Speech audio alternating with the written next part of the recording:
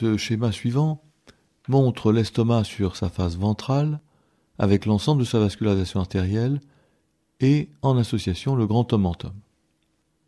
L'aorte est ici sur la ligne médiane dorsale. C'est là que naît le tronc cœliaque en T12 et qui fait sa trifurcation pour donner 3 artères principales pour l'estomac.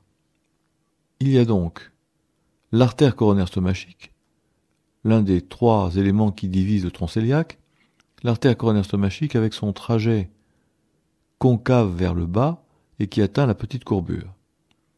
L'artère coronaire stomachique donne une distribution à la fois face dorsale, face ventrale dans la paroi gastrique, et cette artère coronaire stomachique, lorsqu'elle atteint la petite courbure, se divise en 2. 2 branches, une ventrale qui a un trajet festonné avec des branches qui vascularisent l'estomac en dents de peigne et ont un très court trajet avant de traverser la paroi gastrique. Donc 2 artères coronaires stomachiques au final, une ventrale, une dorsale. L'aspect contourné et festonné du trajet artériel est là pour augmenter la longueur artérielle en fonction de la réplétion ou de l'état vide de l'estomac. Cette artère coronaire stomachique donne une artère supplémentaire qui est l'artère cardio-œsophagienne ventrale qui s'anastomose avec son équivalent dorsal. La deuxième branche, c'est l'artère splénique. L'artère splénique, qui est concave vers le haut, atteint la petite courbure gastrique, passe ensuite dorsalement et va atteindre la rate. Cette artère splénique donne comme collatérale l'artère gastro-épiploïque gauche, qui s'anastomose avec son équivalent à droite.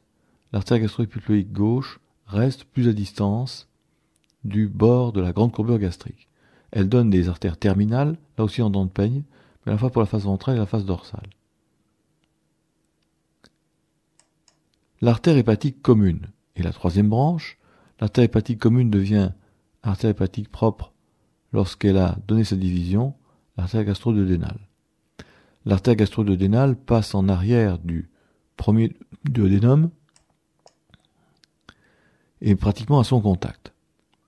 L'artère gastro-duodénale donne également l'artère gastro-épiploïque droite, qui a une topographie équivalente à l'artère gastro-épiploïque gauche.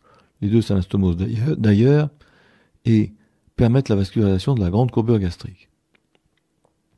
Il est à noter que l'artère splénique donne des branches principales en diamètre sur le île de la rate et la vascularisation de ce viscère, mais que quelques vaisseaux vont également sur le parenchyme gastrique.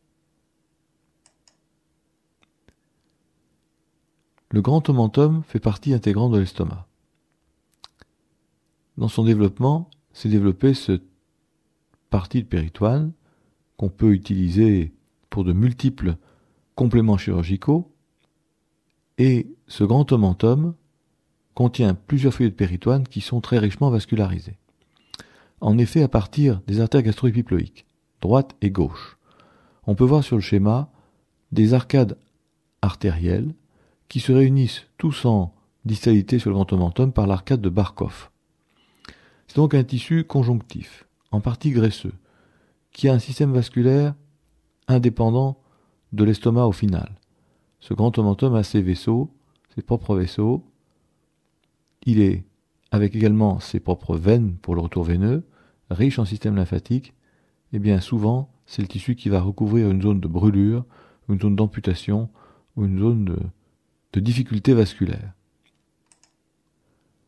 À partir de l'artère hépatique, va naître la gastro-duodénale, on vient de la voir, et c'est là que l'artère hépatique commune change de nom, devient l'artère hépatique propre. L'artère hépatique propre donne l'artère pylorique avec un trajet un peu en boucle qui vascularise la région de l'antre et du pylore. Il en résulte, sur le plan des anastomoses, un premier cercle artériel, le cercle artériel de la petite courbure entre artère coronaire stomachique et artère pylorique. Ce réseau artériel de la petite courbure est en fait une anastomose entre deux vaisseaux et protège considérablement le risque vasculaire dans l'estomac. Deuxièmement, à l'opposé, sur le bord gauche, on a le cercle artériel de la grande courbure, qui est beaucoup plus pauvre, moins abondant, mais néanmoins il existe, et la vascularisation de l'estomac est telle que pratiquement toutes les incisions chirurgicales possibles et imaginables sont quasiment sans risque vis-à-vis de l'estomac. Le cercle artériel de la grande courbure associe les vaisseaux de l'artère coronaire stomachique et de l'artère gastro-épiploïque droite.